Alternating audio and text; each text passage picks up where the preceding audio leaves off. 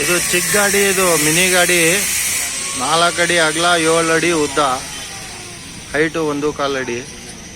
ಇದಕ್ಕೆ ದೊಡ್ಡ ಆಕ್ಸೆಲ್ ಆಗ್ತಾ ಇರೋದು, ದೊಡ್ಡ ಗಾಡಿ ಆಕ್ಸೆಲ್, 8 ವೀಲ್ಗಳ್ದು, ಹೆವಿ ಕಟ್ಟೆ, ಹೆವಿ ಆಕ್ಸೆಲ್ ಎಲ್ಲ ಕೊಡ್ತಾ ಇದ್ದೀನಿ.